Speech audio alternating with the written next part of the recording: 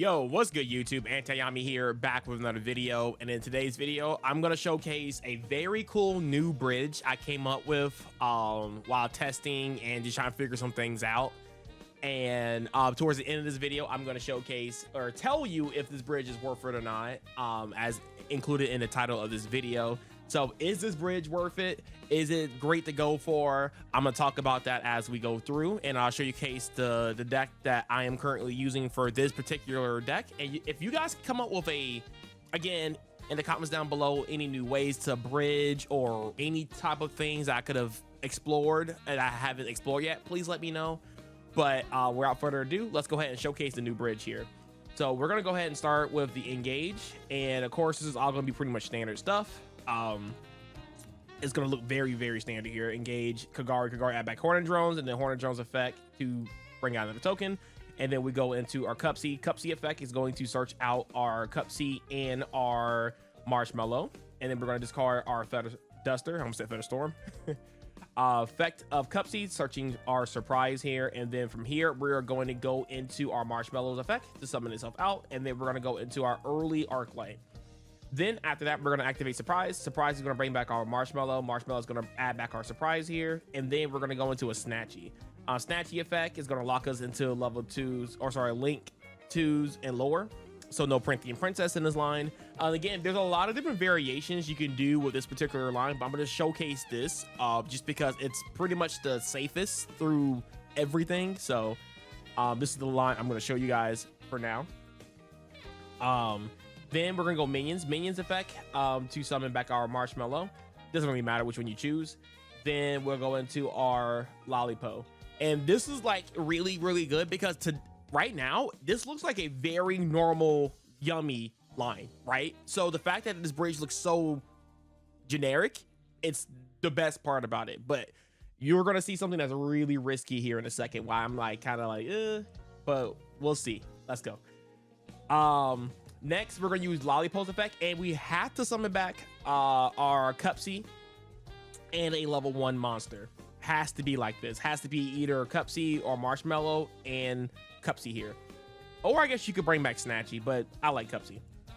Then we're going to go ahead and link one into our Anima. And this being a spellcaster is very important here because obviously we're playing a lot of level 1s. So for our bridge card, we're going to need a spellcaster. And I think we guys know where we're going with this. We're going to take those two and turn it into a Torozo. And this is our level 4 body to help us go into our Flame Banshee. And then now we can go Flame Banshee effect, detaching Arclight, and then using Banshee to search out our Ash. We have a normal summon, and if you have normal summoned, you can search Poplar, and then of course Arclight is going to search our souls, and then you can still bridge. If you don't know what that looks like, go and check out the last video I posted. Hopefully I have a little tag up there, you guys can check that out. But yeah, so Arclight is going to trigger, is going to add souls here, and then we get the normal summon our Snake Eye Ash. Snake Eye Ash is going to search out Poplar. Poplar is going to trigger to special summon itself out, and then we're going to use Poplar's effect to search out Divine Temple. Then after that, we're going to link these two off into an IP, and we're going to use the Deflect of Poplar to spell and trap anything. Doesn't really matter here because since we're out of Prinky and Princess, we need to put Flamebirds on board. So we're going to use Snake Eye's Ash effect to tribute these two to special summon out our Flamebirds. And then our Flamebird is going to spell and trap our Arclight here, which puts that back into rotation. And then now to take this a step further, because you can technically end off this, and this is like completely fine. But if you want extra, you can go Illusion of Chaos to search out souls. Of course, souls will dump the Illusion of Chaos, special summon itself out. And then if you want to go for a 1 draw, you can send minions to the graveyard to draw 1 card. Activate Temple. Temple can place anything you want, and you can have Temple as a backup. Like say for example, this is game 2 or 3 and your opponent has like Dark Ruler, then your Divine Temple can bring out your Arclight and you can keep on gaming or whatever, right? But in most cases you can just go for the draw 2 here, and I'm just going to demonstrate that we're just going to add 2 random cards here because this is a +2. And then we're going to activate, or we're going to set Surprise, not activate. And this is our M board here. So again, this is very cool. On paper, this is amazing. I love this. Now, here's the issue with this, and we're gonna debate if this is definitely worth it or not. In most cases, no. I don't think this is worth it, because if you really think about why the Snake Eye cards are in the deck, it's not made to have Snake Eye have his own combo, right? It's not its own engine that works by itself. The only purpose of Snake Eye cards is to, one, it helps you chain block a lot of your opponent's interactions, which is really, really good. Snake Eye Ash is actually a better normal summon than Cupsy, but Cupsy plays through more hand traps, if that makes sense. So Snake Eye Ash is a higher ceiling, where Cupsy is just a more consistent getting to your inboard type of card. But if you have a combination of Ash and Ash and Cupsy, you play through infinite, which is why I feel like I love the Snake Eye engine, even though it includes more bricks. The issue I have with this particular bridge is not the fact that it's very consistent, it's very easy to do. There's many ways you can approach to have both engines working together. But if you look at the role of the Snake Eye cards, they are there to add to your Yummy cards. That's it. The Yummy cards, or the Snake Eye cards, don't add to the Yummy cards, if that makes sense. It's more of the Yummy cards are being benefit off the Snake Eye cards. But if you do it in reverse order, the Snake Eye cards become less valuable, if that makes sense. But if you flip it around, the Snake Eye cards make the Yummy cards more valuable. So bridging the engines don't really make too much sense. If you don't draw Snake Eye engine, it's fine. You still have a standard Yummy board, which is still good enough in most cases. And yeah, so that's kind of like my little tech talk with that. But what's risky about this is that the way you make Arc Light, a lot of your opponents don't nib there because they don't expect that to happen. So if you make that early Arc Light, and then let's say like you overlay into the Flame Banshee, and then they still holding on to nib, then they'll nib you. You can still do some things off that, and I'm not going to demonstrate that right now, but just in those type of cases, because it's really hard to check for nib unless you make Lollipop first over making Arc Light, and then you get nib. But then if you get nib there, it's still kind of like awkward, because you're trying to bridge Snake Eye cards, and going out your way to bridge Snake Eye cards instead of being safe under your Arc Light makes no sense to me. So there's that with that.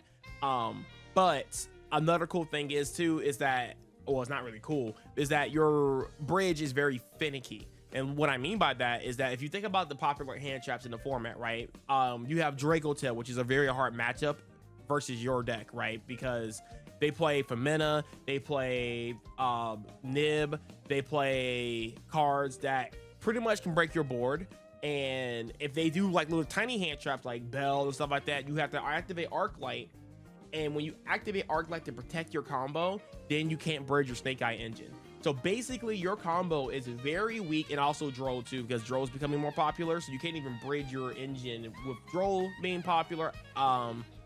It's hard to do it with Ash in a lot of cases. You can still do it, but it just depends on how you start your combo.